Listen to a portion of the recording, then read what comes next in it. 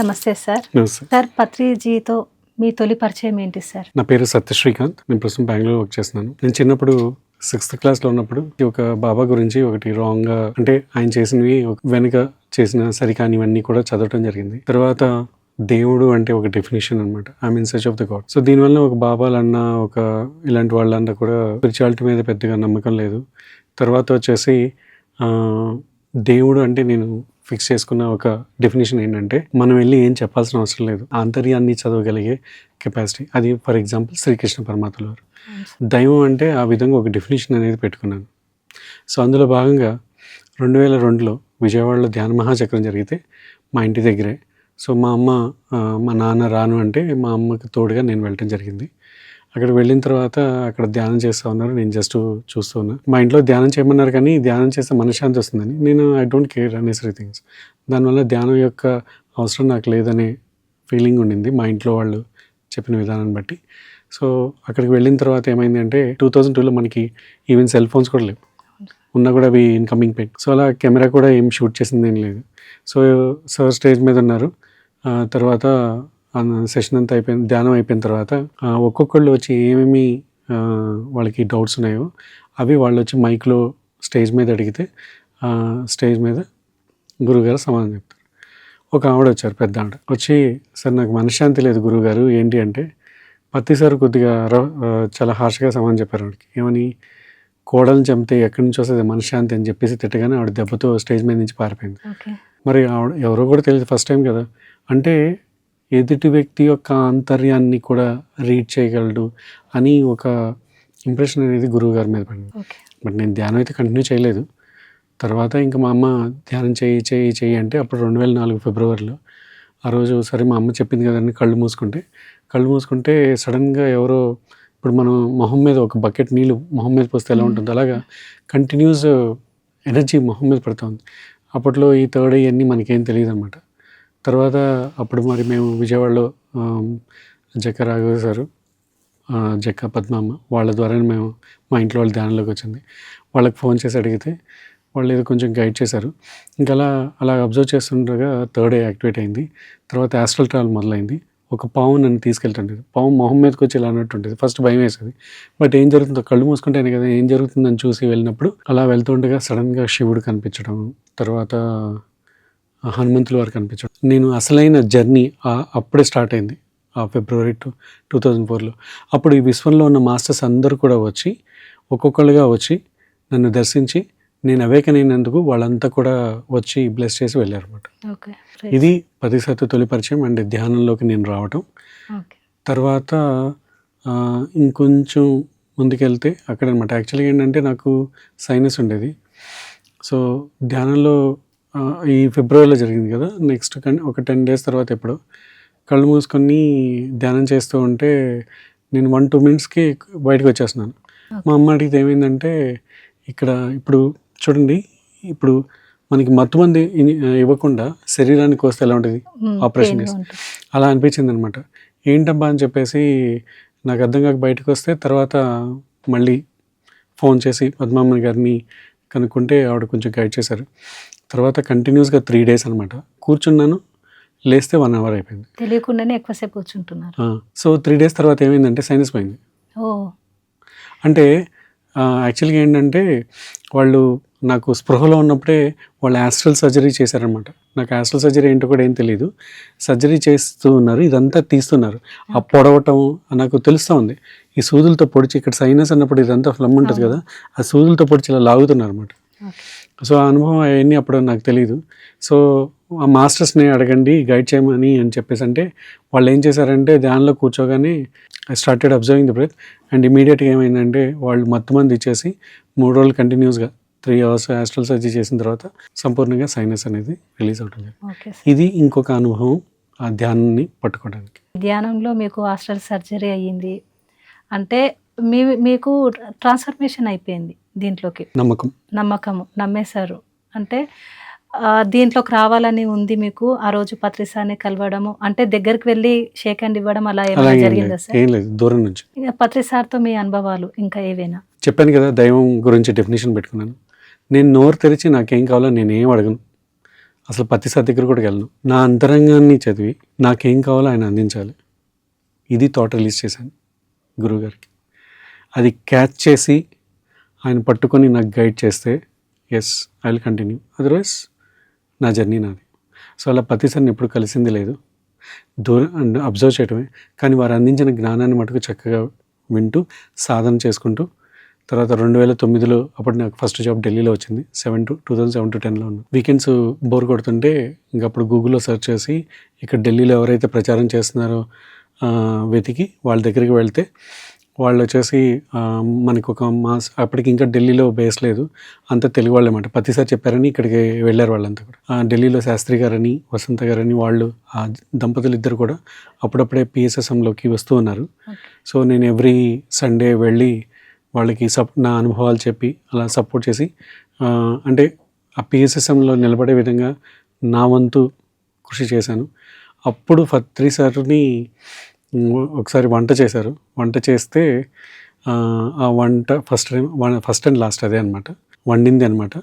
So వసంత అంటే నాకు serve చేశారు. తర్వాత బాగుందని ఇంకొంచెం తిందామంటే ఆయన ఏమన్నారంటే అడగబోతుంటే ఈ పప్పు చాలా తక్కువ ఉంది, కొద్దిగానే వేసుకోండి అన్నారు. అంటే కరెక్ట్గా నేను అడగబోయే ముందే మళ్ళీ ఆయన నా అంతరంగంలోది విన్నట్టుగానే మాట చెప్పడం జరిగింది. ఇంకా మరింతగా స్ట్రాంగ్ అయింది. ఆయన అప్పటికే కంప్లీట్లీ ఐ హ్యావ్ ట్రస్ట్. ఈ విధంగా మరి పత్తి సార్తో భౌతికంగా ఇంతే. ఇంకొకటి గురుకులం స్టార్ట్ చేసినప్పుడు ఒక్కసారి మాట్లాడాను అంతే. ఇంకెప్పుడు వారితో వెళ్ళి మాట్లాడటం ఏం లేదు. వారు అందించిన జ్ఞానాన్ని ఏదైతే గృహస్థ ధర్మం పత్రి సార్ చెప్పింది ఆ గృహస్థ ధర్మాన్ని ఫాలో అవుతుంది. అంటే పత్రి సార్ దగ్గర మీరు అన్ని క్లాసులు అంటే ఎన్నిసార్లు సార్ మీరు వెళ్ళింది? ఒక 2 సార్లు 3 సార్లు దగ్గరికి వెళ్ళి ఉంటారేమో. ఒకసారి ఇది వడ్డించారు. ఇంకొక అనుభవం కూడా చెప్పాలి. కరెక్ట్గా ఫుడ్ ఆ రోజు అనమాట. భోజనం అయిపోయిన తర్వాత నేను నైట్ అక్కడే వాళ్ళ ఇంట్లోనే స్టే చేశాను. పత్తిసారి పక్కన రూమ్లో పడుకున్నారు. పత్తిసారి రాగానే అందరినీ పలకరించాను, నన్ను పలకరించలేదు. నేను మెడిటేషన్లో కూర్చొని అందరినీ పలకరించి నన్ను ఎందుకు పలకరించలేదు ప్రశ్న వేశాను. ఆ ప్రశ్న వేసుకొని ధ్యానంలో కూర్చోగానే ఇది మెడిటేషన్లో జరిగింది, కానీ అది అంత నిజంగానే జరిగింది అన్నట్టు, భౌతికంగా జరిగినట్టు. బెడ్రూమ్ నుంచి వచ్చారు. ఏ బెడ్రూమ్లో అయితే రెస్ట్ తీసుకుంటున్నారు. బయటికి వెళ్తారా అన్నారు. రాత్రి చీకటి అయింది కదా గురు, నువ్వు రావా అని చెప్పి తీసుకెళ్ళాడు. బయట వెళ్తురుంది. నేను ఆయన అని చూస్తున్నాను, సార్ ఏంటి వెళ్తురుంది నైట్ కదంటే నువ్వు పదా అని చెప్పేసి ఒక చుట్టూరా అది చాలా బాగుంటుంది అన్నమాట ఏరియా అంతా కూడా. మొత్తం ఒక రౌండ్ వేసుకుని నడుచుకుంటూ వచ్చి లాస్ట్లో ఇంకా వెళ్ళి ధ్యానం చేసుకోపో అని చెప్పేసి నేను ధ్యానంలోకి వెళ్ళిపోయాను. ఆయన ఆ రూమ్లోకి వెళ్ళిపోయారు. సార్ మీరు పత్రి సార్ని కలవడము, ఆ పత్రి సార్ చేసిన వంట, ఆ భోజనం మీరు తిన్నారు, హాస్టల్ ట్రావెలింగ్ చేయడము, ధ్యానంలోనే పత్రి సార్ని చూడడము, మాట్లాడడము, ఈ ఎక్స్పీరియన్స్ అంతా పొందారు కదా. పత్రి సార్ దగ్గర మీరు ఏం నేర్చుకున్నారు సార్? గృహస్థ ధర్మం. మన పేర్లు it's not a super market barcodes scan చేసే డీటెయిల్స్ రావడానికి. ఒక చైతన్యం, అందులో మూలం. ఇప్పుడు పత్రి సార్ గురించి మాట్లాడితే సంపూర్ణం ఉండదు. సత్యదర్శనంలో ఇది మనం డిస్కస్ చేసుకున్నాం. పత్రి సార్ చెప్పిన జ్ఞానం ఏ విధంగా ఉండాలంటే మన ఆత్మ బహుకోణాల్లో పరిణితి చెందాలి. తద్వారా ఏమవుతుంది, సెకండ్ కూతురు పరిమళ అంటే మన ఆత్మ పరిమళించాలి. తద్వారా ఏమవుతుంది అంటే మనం ఒక స్వర్ణ మాలలాగా, అంటే సత్యయుగాన్ని మెడలో మాల్లాగా స్వర్ణంగా ఇలా ఒక మెడలో మాల్లాగా ధరించి ఆ సత్యయుగాన్ని ఈ శరీరంలోని దర్శిస్తాం అనమాట. This is what the Patri sir family represents. మరి పత్రి సార్ ఏమంటారు, నేను ఎంత గ్రేటో నువ్వు అంత great, my dear friend, my dear master, my dear God కదా. ఇప్పుడు మరి వారి కుటుంబం అంత దూత అయితే మరి నా కుటుంబం కూడా అంతే కదా, వారి ప్రతిరూపమే కదా. సో మా తండ్రి గారి పేరు జనార్దన. జన ప్లస్ అర్ధన. జన అంటే జనాలు, అర్ధన అంటే డెస్ట్రాయర్. నువ్వు మనిషిగా భూలోకంలో తీసుకుంటే జన్మ తీసుకున్నావు కదా, తర్వాత దేహాన్ని వదలాలి, మరణం. అంటే ఈ జనన చక్రాన్ని డిస్ట్రాయ్ చేయటం, అంటే ఈ మరణ చక్రాన్ని అధిరోహణ చేయటమే జనార్దన అంటే. అది మా తండ్రి గారి పేరు. మరి ఎలాంటి వాడైనా సరే భూలోకంలోకి వస్తే మరి అజ్ఞానంలో అజ్ఞానంలోనే జీవించాలి కదా. మరి ఆ చీకట్లో అంధకారంలో జీవిస్తారు కదా. మరి ఈ అంధకారంలో నుంచి మరి వెలుగులోకి రావాలి కదా. అందుకే తన ప్రణాళికలో అరుణని ఎంచుకున్నారు. అరుణ మా అమ్మ పేరు. సో అంధకారంలో నుంచి వెలుగులోకి రావడానికి అరుణ కిరణాలు తనలోకి ప్రవేశించాలి కదా. అలా జనార్దన అరుణ మా తల్లిదండ్రుల పేరు. మరి వారి ప్రేమ యొక్క ప్రతిరూపం ముందుగా నేను. మరి ఒక జనార్దనుడి జీవితంలో అంటే ఆ అరుణ కిరణాలు ప్రవేశిస్తే ఏమవుతుంది? సత్యం వైపు ప్రయాణం చేస్తాం. మనందరం ఎవరు? మూల చేతి నుంచి విడిపడ్డ ఆత్మశకలాలు, అంటే మూల చేతి యొక్క కాంతిలా ప్రకాశించాలి. అలా సత్య శ్రీకాంత్ ఉద్భవించాడు ఆ దంపతులు ఇద్దరి నుంచి. అదే నా పేరు. Okay sir. మరి సత్య శ్రీకాంత్ ఏం చేయాలి? ఆ సత్యం పైన ప్రావీణ్యం పొందాలి. అవునా? ఆ ప్రావీణ్యాన్ని ప్రవీణ్ అంటారు. Praveen is adjective, Praveen is a noun. ఆ ప్రావీణ్యం ఏం చేసిందంటే తన కుమారుని భూలోకంలోకి పంపించింది. అలా ప్రవీణ్ కుమార్ మా తమ్ముడి పేరు. సో మా నాన్న సరెండర్, మా అమ్మ వంట బాగా చేస్తుంది. ఇలాంటి అంటే ఒక వ్యక్తిలో ఒక ఉన్నతమైన లక్షణాలు మాత్రమే చూడటం, మిగతావి అనవసరమైన పక్కన పెట్టేయడం. హింస చూడు, హంస పక్కడు. హంస ఏం చేస్తుంది? పాలు నీళ్ళు కలిపితే పాలు మాత్రం తీసుకుంటుంది. ఆ సంస్కారాన్ని కుటుంబ ధర్మం ద్వారా తెలుసుకోవడం జరిగింది. ఇప్పుడు ఇది మా తల్లిదండ్రులు. ఇప్పుడు నా కుటుంబం. మరి ఈ సత్య శ్రీకాంత్ భూలోకంలోకి వస్తే మరి యాజ్ ద రూల్ మరి చీకట్లోకి మగ్గాలి కదా. దాని ద్వారా ఏమవుతుంది? మాధుర్యం ఉండదు. అందుకే ఆ మాధుర్యాన్ని అంటే ఆ మాధురిని నా జీవిత భాగస్వామిగా నేను ఎంచుకొని వచ్చాను. మరి ఈ సత్య అన్వేషణ చేసి మూలక చైతన్యం ఒక కాంతిలా ప్రకాశించే విధంగా ఆ మాధుర్యం తోడైతే ఏమవుతుంది? ఒక మహాశక్తి ఉద్భవిస్తుంది. ఆ మహాశక్తి పేరే శ్రీ మహాలక్ష్మి, నా కూతురు పేరు. శ్రీ మహాలక్ష్మి మీ అమ్మాయి. మరి ఇంత అద్భుతమైన మహాశక్తి ప్రకాశించినప్పుడు, ఉద్భవించినప్పుడు మా ఇద్దరి కలయిక ద్వారా మరి నేను బాహ్యంగాను ప్రకాశిస్తాను, అంతర్ముఖంగాను ప్రకాశిస్తాను. బాహ్యంగా ప్రకాశించే వాళ్ళని ప్రకాశించేది ఎవరు? ఈ విశ్వంలో మనకి సూర్యుడికి ఇంకొక పేరు శ్రీకర్. మరి అంతర్ముఖంగా మరి శ్రీ మహావిష్ణువు అంతటి వాడే భూలోకంలో రాముడిగా జన్మ తీసుకున్న తర్వాత మళ్ళీ same as per the rule చీకట్లోకి వెళ్ళాల్సిందే. ఆ కన్ఫ్యూజన్లో ఉన్నప్పుడు అప్పుడు విశ్వామిత్రుల వారి దగ్గరికి వెళ్తే ఇది నేను నీకు క్లారిటీ ఇవ్వను కానీ వశిష్ఠుల వారి దగ్గరికి వెళ్ళంటారు. అప్పుడు వశిష్ఠ మహర్షి వారు యోగ వశిష్టం అని చెప్పేసి ఇప్పుడు మనకి తిరుపతి దగ్గర ఏర్పేడని అక్కడ ఆశ్రమం కూడా ఉంది. 32-33 వేల శ్లోకాలతో శ్రీరాముడికి జ్ఞానోదయం చేస్తారు. అంటే వశిష్ఠుడు అంటే ఎవరు? మన అంతరంగంలో వెలుగు. అంటే బాహ్యంగా శ్రీకర్, అంతరంగంలో వశిష్ఠ. అలా శ్రీకర్ వశిష్ఠ నా కొడుకు పేరు. ఓకే. మనం చెప్పుకున్నాం ఏంటి? పరిణితి చెంది పరిమళించి స్వర్ణాన్ని మాలలాగా ధరించాలి. ఇదే గురువుగారు మనకి ఆంతర్యం నేర్పించేది. గురువుగారే కాదు, వారి కుటుంబం కూడా మనకి అంటే గురువుగారు చెప్పింది వారు అందించిన జ్ఞానం మనం సాధన చేసిన తర్వాత ఏమవ్వాలి?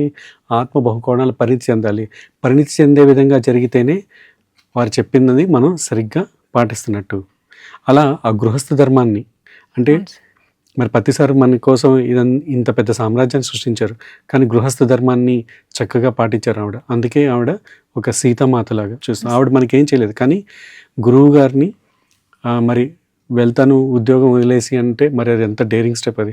అయినా సరే తన భర్త మాటకి కట్టుబడి ఏమీ నెగిటివ్గా కానీ ఆపోజిట్గా ఏం మాట్లాడకుండా సపోర్ట్ చేసుకుంటూ వచ్చింది. వారి అనుభవాలు కూడా విన్నాను. ఒక్కొక్కసారి ఫైనాన్షియల్గా ఎంత వాళ్ళు నలిగిపోయారనే విషయం కూడా వేరే మాస్టర్ ద్వారా. అయినా సరే వాళ్ళు గురువుగారి మాటకి కట్టుబడి ఆవిడ ఎంతో సపోర్ట్ చేసింది కదా. మరి ఆ గృహస్థ ధర్మమే నేను కూడా పాటించింది.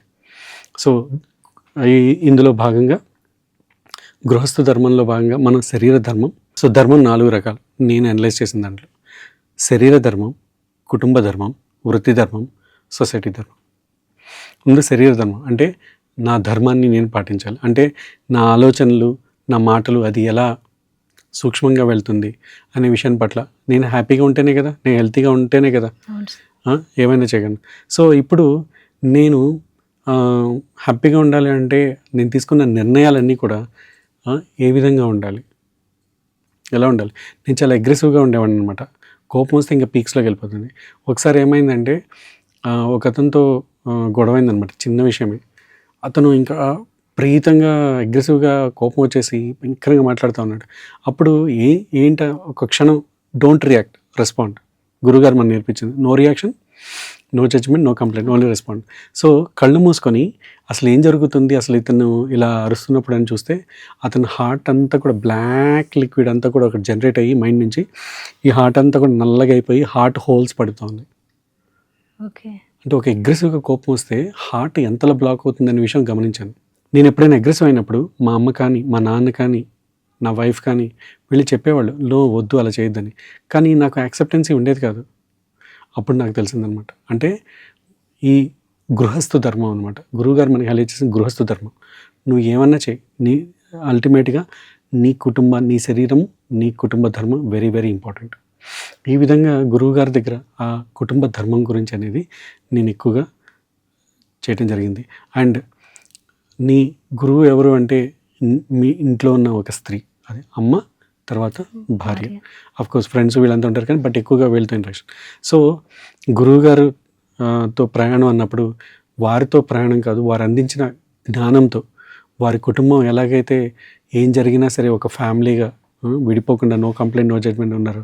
అదేవిధంగా నాకు కొన్ని ఇన్నర్ చైల్డ్ బ్లాక్స్ ఉన్నా కూడా అన్నిటినీ కూడా చక్కగా అధిరోహణ చేసుకునే విధంగా నా భార్య కావచ్చు, లేదా చిన్నప్పుడు కానీ ఇప్పటికి కూడా అసలు ఇప్పుడు సరెండర్ అనే పదం మాట్లాడు. అసలు చిన్నప్పుడు సరెండర్ అనేది నా 2 కళ్ళతో చూశాను మా నాన్న దగ్గర నుంచి. మా నాన్న ఏంటంటే చిన్నపిల్లలకి సరెండర్ అయిపోతారు. ఇప్పుడు నాకు పుట్టిన పిల్లలు కానీ మా తమ్ముడు పుట్టిన పిల్లలు కానీ వాళ్ళు ఫస్ట్ మా నాన్నే ఇష్టపడతారు మాకంటే. అంటే ఒక పిల్లల్లాగా ఉండిపోవటం ఇర్రెస్పెక్ట్ ఆఫ్ ద ఏజ్. నా వయసు అప్పుడు అలాగే ఉన్నాడు. మా నాన్న నాకైతే సరెండర్ అంతే. నేనేం చేస్తే అంతే, ఇంకా దానికి నో అంటారు. అలాంటి అద్భుతమైన ఆ సరెండర్ నేను చూశాను. ఆ తర్వాత పతిసారి దగ్గర విన్నాను గృహస్థ ధర్మం. తర్వాత ముఖ్యంగా నా వైఫ్ ఆ సెన్సిటివిటీ, ఆ మాధుర్యం అంటే సెన్సిటివిటీ, ఆ సెన్సిటివిటీని ఆ సెన్సిబిలిటీని ప్రతి విషయాన్ని కూడా తను చక్కగా గైడ్ చేసేది. నేనే ఇగ్నోర్ చేసేవాడిని. తర్వాత ఎప్పుడైతే నేను ప్రయోగాలు చేయడం మొదలుపెట్టానో అప్పుడు నా భార్య యొక్క గొప్పతనం ఏంటో తెలిసింది. అందుకే పత్రిసార్ అన్నారు, పిరమిడ్ మాస్టర్స్ అందరూ ఆధ్యాత్మిక శాస్త్రవేత్తలు, ప్రయోగాలు చేయండి అని. ఒకనొక ఇంటర్వ్యూలో కూడా రీసెంట్గా 2022లో అనుకుంటా 1లోను ఇంటర్వ్యూలో కూడా చెప్పాను, మీరు ఇంత ధైర్యంగా కాన్ఫిడెంట్గా ఎలా ఉంటారంటే నేను ఎన్నో ప్రయోగాలు చేశాను కాబట్టి. ప్రయోగాలు చేయటం ద్వారా యాక్సెప్టెన్సీ పెరిగింది.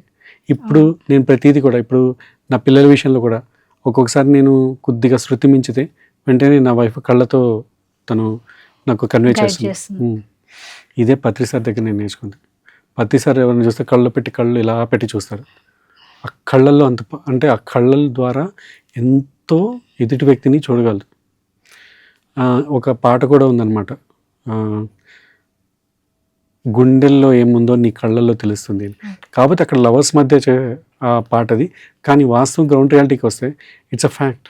పత్రిసారు కళ్ళలో డీప్గా చూస్తారంట. అంటే వాళ్ళ లోపల అంతరంగంలో ఏముందో ఆ చైతన్యాన్ని అంటే సార్కి అర్థమయ్యేదంట కళ్ళ ద్వారా. ఆ తర్వాత నెక్స్ట్ ఆ కళ్ళు ఎలా కన్వే చేస్తుంది మన అంతరంగంలో ఉన్న ఆ భావన అనేది నేను నా వైఫ్ దగ్గర గమనించాను. ఇలా పత్రిసార్ దగ్గర నేను వెళ్ళి ఫిజికల్గా నేను వాంటెడ్గానే వెళ్ళలేదు. ఎందుకు అంటే నా అంతర్యాన్ని విని నువ్వు చెప్తేనే నేను నా ఎదుగుదల చేసుకుంటే ఆ తర్వాత నీకోసం వర్క్ చేస్తాను. లేకపోతే ఐ డోంట్ వాంట్ లైక్ నేను ఒక బ్లైండ్గా నేను నమ్మదలుచుకోవాలి. నువ్వు ఆంతర్యాన్ని చదివితేనే దేవుడు అనేది స్ట్రాంగ్గా చిన్నప్పుడు పెట్టుకున్న డెఫినేషన్ అనమాట. ఆ విధంగా పత్రిసార్ ఏదైతే జ్ఞానం చెప్పారో దాన్ని ఇప్పుడు పత్రిసార్ చెప్తారు, నేను దాన్ని వెంటనే నమ్ముతాను కానీ యాక్సెప్ట్ చేయను. ఎందుకంటే నేను ఒక 200 ఫ్రీక్వెన్సీలో ఉన్నాను అనుకోండి, గురువుగారు ఒక 1000 ఫ్రీక్వెన్సీ. ఈ 200 ఫ్రీక్వెన్సీలో నేను 1000 ఫ్రీక్వెన్సీ ఎలా అర్థం చేసుకోగలను? నా 200 ఫ్రీక్వెన్సీ స్థితికి తగ్గట్టుగానే నేను అర్థం చేసుకోగలను. ఇప్పుడు మరి ఆయన చెప్పింది అంటే గురు పాదాలు కాదు గురు పదాలు పట్టుకోమంటారు కదా, అదే నేను చేసింది. సో పత్రిజీతో అంటే గురువుగారితో నా ప్రయాణంలో ఎక్కడ కూడా గురు పాదాలు అంటే వారితో భౌతికంగా ఆ జర్నీ ఉండదు. గురు పాదాలు అంటే వారు అందించిన గురు పాదాలు కాదు గురు పదాలు పట్టుకున్నాను.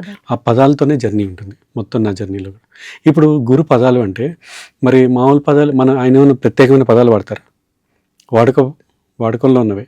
ఇప్పుడు ఒక పదాన్ని ఎలాగ తీసుకోవాలి, గురు పదంగా ఎలా తీసుకోవాలి, దాని మీద ప్రయోగం చేయడం. అంటే పదం అంటే అర్థము, గురు పదం అంటే అంతరార్థం. It's a travel. సో ఈ విధంగా ట్రావెల్ చేయడం జరిగింది. తర్వాత మరి గురువుగారు వారిదైన స్టైల్లో చెప్పారు, ఈయనే కాదు అందరిది విను అని.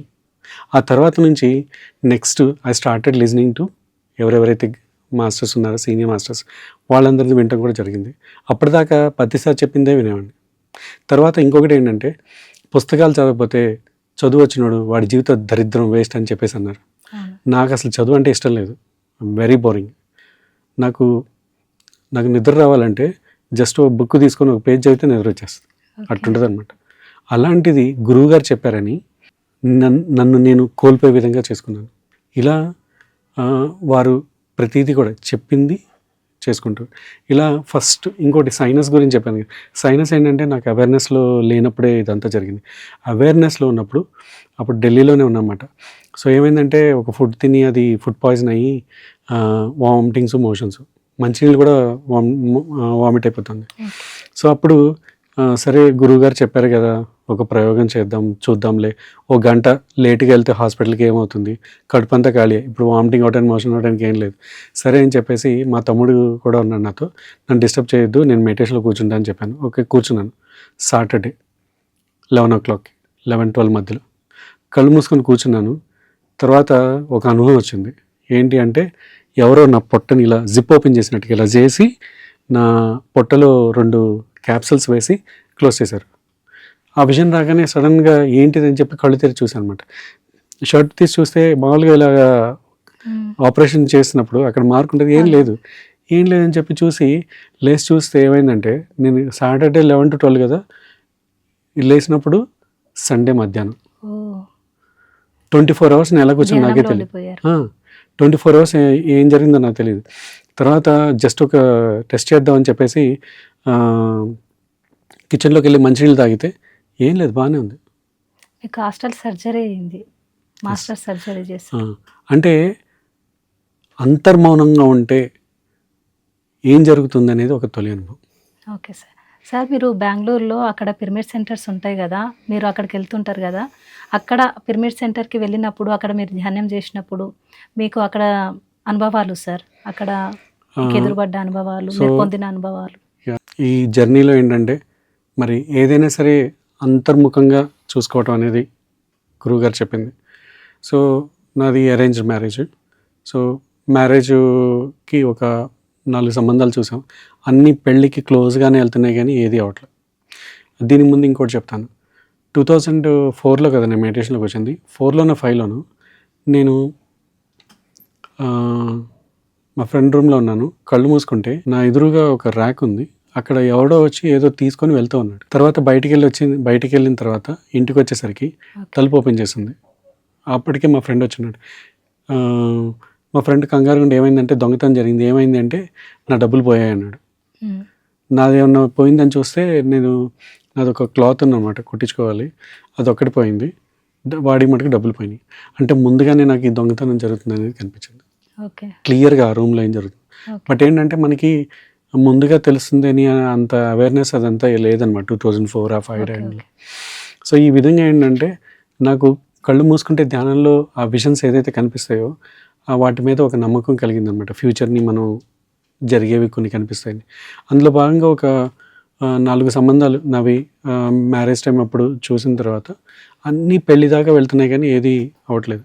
కానీ మా అమ్మ ఫోన్ చేసి ఈ సంబంధం కాయడం అయ్యేటట్టు ఉంది అని చెప్పేసి అనమాట. ఓకే అని చెప్పి కళ్ళు మూసుకుంటే నాకేం మెసేజ్ రావట్లేదు, విజన్ రావట్లేదు. మా అమ్మకి చెప్పాను, మా అమ్మ నాకేం మెసేజ్ విజన్ ఏం రావట్లేదు, ఇది అవ్వదు అంటే లేదు వాళ్ళు చాలా కాన్ఫిడెంట్, వాళ్ళు పక్కా చెప్పారు మీ అబ్బాయికే మా అమ్మాయిని ఇస్తున్నాం అని. కొద్ది రోజుల తర్వాత చూస్తే వాళ్ళు లేదండి మాకు కుదరలేదని ఏదో రీజన్ చెప్పారు.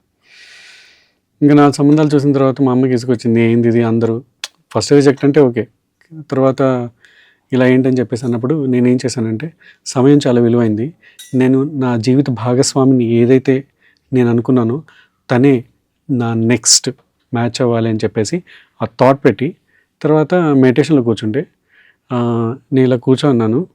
ఒక అమ్మాయి ఒక డార్క్ గ్రీన్ శారీ వేసుకొని అక్కడి నుంచి ఇలా వచ్చి ఇక్కడ కూర్చుందనమాట.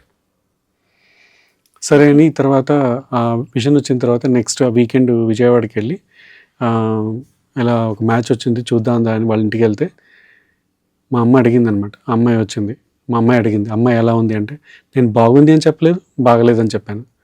నేను ఏదైతే విజన్లో చూశానో ఒక అమ్మాయి ఇలాగా రావటం ఇదంతా అదే మాధురి మీ వైఫ్. నేను ఏదైతే విజన్లో చూశానని చెప్పానో ఆ అమ్మాయి ఈ అమ్మాయి అని చెప్పాను అంతే. మా అమ్మ వెంటనే కోడలను ఫిక్స్ అయిపోయింది, అలా మ్యారేజ్ ఫిక్స్ అయింది. తర్వాత ఒక 3 months మ్యారేజ్కి గ్యాప్ వచ్చింది.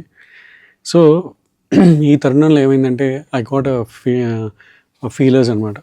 పెళ్ళి వద్దని, ఈ పెళ్ళి క్యాన్సిల్ చేసుకుందాం, ఇది వద్దు అని. మా అమ్మ ఒక్కసారిగా టెన్షన్ పడింది.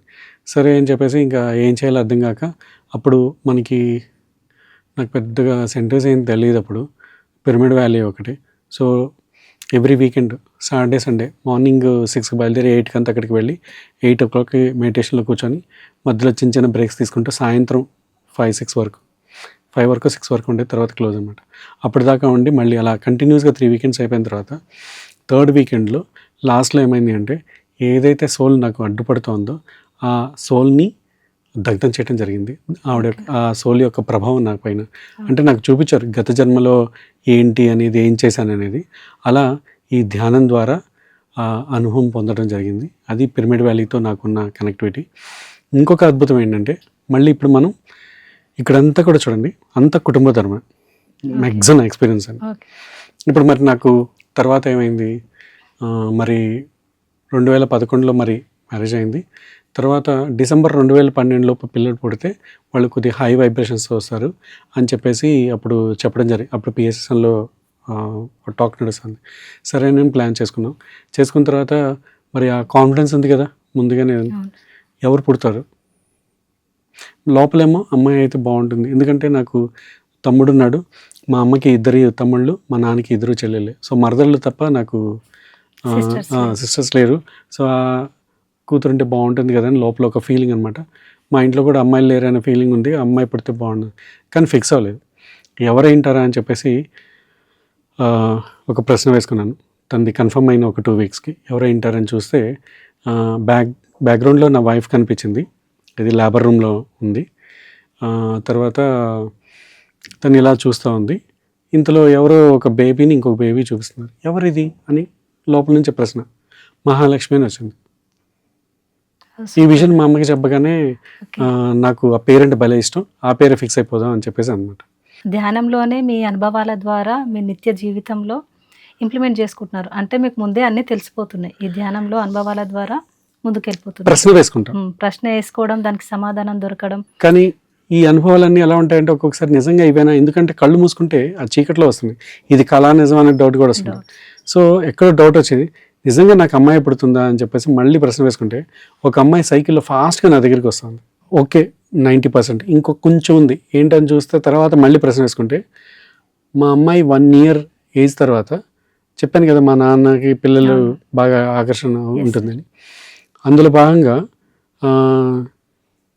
నాకు విషయం ఏంటంటే, అబ్బో ఏంటి మనవరాలతో షికార్లు వెళ్తున్నావు అని చెప్పేసి ఆ విషయంలో నాకు కనిపించింది. అది కూడా కన్ఫర్మ్ అయిపోయింది. ఇంకా తర్వాత పుట్టబోయే 1 month ముందు స్కాన్ చేస్తారు కదా, లాస్ట్ స్కానింగ్. అప్పుడు స్కానింగ్కి వెళ్తే ఆవిడ స్కాన్ చేసిన ఆవిడ మా ఏజ్ గ్రూపే. సో క్యాజువల్గా మాట్లాడుకుంటూ ఉన్నాం. లాస్ట్లో ఏమైందంటే ఇంకొక యాంగిల్ కావాలి, బేబీ టర్న్ దట్ సైడ్ అని చెప్తా ఉంది. నేనుండి అమ్మ మహాలక్ష్మి పక్కకు జరగమ్మా అన్న. ఆవిడ ఒక్కసారిగా సడన్గా ఒక షాకింగ్ లాగా నాకు చూసింది.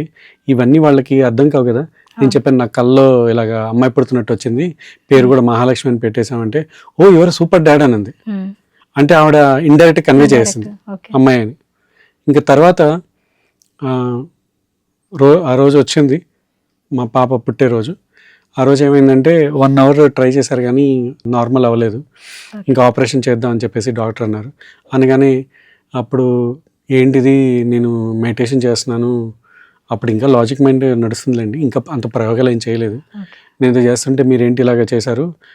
తను రోజు మెడిటేషన్ చేసేది, తను ప్రెగ్నెంట్ అయిన దగ్గర నుంచి మెడిటేషన్ చేసేది బాగా. రోజు అమ్మవారి శ్లోకాలు కూడా చదివి, ఇంత ఎఫర్ట్ పెడితే మీరు మళ్ళీ ఆపరేషన్ అంటారేంటి, లేదు నాకు నార్మల్ డెలివరీ కావాలని చెప్పేసి అనుకొని హాస్పిటల్ లోపల ఉంటారు కదా, నేను బయట ఉండి ధ్యానాల్లో కూర్చొని ఈ థాట్ పెట్టగానే ఆకాశంలో ఒక పైప్ కనిపించి అది అలా వచ్చి నాకు ఇక్కడ లేబర్ రూమ్ కనిపిస్తుంది, నా వైఫ్ కనిపిస్తూ ఉంది, నా కూతురు కూడా కనిపిస్తుంది, బయటకు రాలేకపోతూ ఉంది, స్ట్రగ్లింగ్ అవుతుంది. ఆ పైప్ అలా తీసుకెళ్ళి తన గర్భాన్ని కనెక్ట్ చేశారు. పైనుంచి ఇప్పుడు మనకి ఆ పెట్రోల్ బంక్లో బాటిల్లో పోయాలంటే ఫినల్లో పెట్టినట్టు అలా పైనుంచి మాస్టర్స్ ఎనర్జీ పోస్తూ ఉన్నారు. ఓకే. సడన్గా విజన్ అయిపోయింది. ఏం అయిపోయిందిరా బాబు అని చెప్పేసి కళ్ళు తెరవగానే నర్సు పరిగెత్తుకుంటూ వచ్చి మీకు అమ్మాయి పుట్టింది అని. అల్టిమేట్ సార్ ఇదైతే. So miracle. అంటే గురువు గారు ఏదైతే జ్ఞానం అందించారో అది నా వాస్తవ రూపంలో రియాలిటీలో ఇలా చేసుకుంటూ వచ్చాను.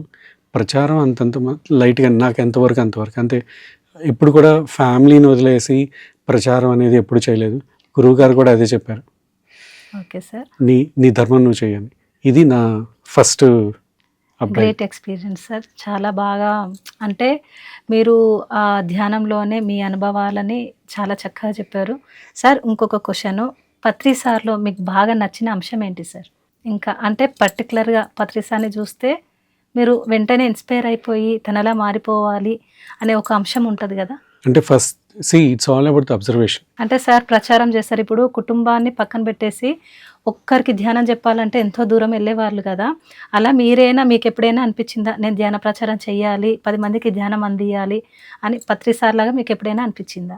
ప్రచారం, హౌ టు ఆటోమేట్ ద ప్రచారం, పత్రి సార్ యొక్క సంకల్పాన్ని ఎలా స్పీడప్ చేయాలని దాని మీద ఆలోచించారు. కానీ పత్రి సార్ లాగా, పత్రి సారే చెప్పారు కదా, ఎవరు కూడా కుటుంబాన్ని వదిలేసి రాకండి, వారు క్లియర్గా చెప్పారు ధర్మం, కుటుంబ ధర్మం. సో ఇక్కడ పత్రి సార్ని పరిణితి చెందడం అంటే బహు కోణాల్లో, ఈ ఒక్క రీజన్ చెప్పి పత్రి సార్ గ్రేట్ అని మనం చెప్పలేము. బహు కోణాలు ఉంటాయి. నేను ఈ ఒక్క రీజన్ వల్లనే పత్రి సార్ గ్రేట్ అని, లేకపోతే పత్రి సార్ ఇన్ఫ్లుయెన్స్ అని అనేది లేదండి. ఒక విషయాన్ని బహు కోణాలు, ఆయన నేను ప్రయోగాత్మకంగా ప్రయోగాలు చేసుకుంటూ ఒక్కొక్కటి ప్రయోగం చేసుకుంటూ ఒకటే గుర్తుపెట్టుకోవాల్సింది అంటే పత్రి సార్ మనకు నేర్పించింది గృహస్థ ధర్మం. సార్ మీ ఎక్స్పీరియన్స్ అంతా ఎంతో అద్భుతంగా ఉంది. మీ హాస్టల్ ట్రావెలింగ్, మీ ధ్యానము, మీ కుటుంబ ధర్మము, ఇప్పుడు వృత్తి ధర్మము, ఇదంతా ఎంతో అద్భుతం సార్. ఇంకా వృత్తి ధర్మం గురించి అనుభవం చెప్పలేదు. మీరు పిఎంసి ఛానల్ వాళ్ళకి, ప్రేక్షకులకి ఏదైనా సందేశం ఇవ్వాలనుకుంటున్నారు? ఇప్పుడు అన్ని ప్రయోగాలకి ఇప్పటిదాకా నేను చెప్పినవన్నీ పత్రి సార్ చెప్పాలి అంటే ప్రయోగాలు చేయడం, ఆధ్యాత్మిక శాస్త్రవేత్తలాగా ప్రయోగం చేయడం. Okay sir. ఇప్పుడు కుటుంబం మీద ఎలా ప్రయోగం చేశాను, వృత్తి మీద కూడా ఒకసారి నేను జాబ్ చేంజ్ అవ్వాలి, ఇల్లు తీసుకున్నాను, శాలరీ సరిపోవట్లేదు, మారుదాం అని చెప్పేసి. కానీ మారాలంటే నా దగ్గర అంత స్కిల్ సెట్ లేదనమాట. ఏదైతే అడిషనల్ స్కిల్ అడుగుతున్నారో అది నాకు తెలియదు. జస్ట్ ఊరికే ఏదో ట్రైనింగ్ అటెండ్ అయ్యాను. వాళ్ళు 3 years ఎక్స్పీరియన్స్ అడిగారు. సో నేనేం చేశాను, ఆ టాపిక్ మీద గూగుల్లోకి వెళ్ళి ఇంటర్వ్యూ క్వశ్చన్స్ సెర్చ్ చేస్తే 100 questions వచ్చాయి. సో ఆ క్వశ్చన్స్ నా ఎదురుగా పెట్టుకున్నాను. మధ్యాహ్నం 12 గంటలకు ఇంటర్వ్యూ. నేను ధ్యానంలో కూర్చొని ఎవరైతే నన్ను ఇంటర్వ్యూ చేస్తున్నారో వాళ్ళని ఆహ్వానించి ఈ 100 questionలో ఆ సమయంలో నాకు ఏదైతే గుర్తుంటుందో అది మాత్రం నా ప్రశ్న అడిగాను. Okay sir. 12 అయింది, ఆఫీస్కి వెళ్ళాను, ఇంటర్వ్యూ చేశారు. ఆ 100 questionలో నాకు ఆ టైంలో ఏం గుర్తున్నా ఏ అడిగారు, interview got cleared. Okay, wonder sir. Interview clear చేశాను కదా జాబ్. అసలు ఇంటర్వ్యూ లేకుండా జాబ్, అది ఇంకా అద్భుతం కదా సార్. అది కూడా ప్రయోగం చేశాను, అది కూడా success. Okay okay, wonderful sir. ఏదైనా సరే నా రేంజ్ ఇంతే, నా స్థితి ఇంతే అని భీష్మించి కూర్చోకండి. గురువు గారు మనం చెప్పింది, మనం చూడండి, ఏ ప్రాజెక్ట్ అయినా తీసుకోండి, మన దగ్గర న్యాయ పైసా ఉండదు. అన్నీ వచ్చేటివన్నీ వస్తుంటాయి, జరిగిపోయేటివన్నీ జరిగిపోతాయి. ఇప్పుడు నేను తీసుకున్న ప్రాజెక్ట్ కూడా ఇది చాలా కొన్ని 100,000 కోట్లతో ముడిపడింది. గురువుగారు బాడీ వెకేట్ తర్వాత, గురువుగారు బాడీ వెకేట్ చేసే ఆ ముందు సంవత్సరం ఏదైతే కడతాలో జరిగిందో అక్కడికి వెళ్ళి గురువుగారికి ఒకటే చెప్పాను, గురువుగారు నా కసితో నీ పంతం నెగ్గిస్తా, నీ మాట గెలిపిస్తా, నువ్వంటే విజయ సంకేతం ఎగరేస్తా అని ఆ మాట చెప్పి వచ్చేసాను అంతే. దిస్ ఈస్ ద లాస్ట్ భౌతికంగా డిస్కషన్ చేయటం, ఇది అల్టిమేట్ సార్. అదే ఆనంద అరణ్యాశ్రమ గురుకుల విశ్వవిద్యాలయం అనే ప్రాజెక్ట్. నా దగ్గర న్యాయ పైసా లేదు, ఇంకా బోర్డు కూడా పెట్టలేదు. But very soon it's going to manifest and going to miracle. And Patri sir ఏదైతే ఒక్కడే అంత దూరం వెళ్ళి చేశారు కదా, ఇంకా అలాంటిది ఇంకెవ్వరికి అవసరం లేకుండా ఉండే విధంగా ఆ మూలానికే చెప్తే ఎలా ఉంటుంది. వండర్ సార్ అది. అందుకే గురుకులాన్ని స్టార్ట్ చేద్దాం అని చెప్పేసి. Congratulations sir. మీకు ఎంతో అద్భుతమైన తన అనుభవాలని మనందరికీ, పిఎంసి ప్రేక్షకులకి అందరికీ తెలియజేసిన సత్య శ్రీకాంత్ గారికి thank you so much. Thank you sir. Thank you so much. Thank you PMC.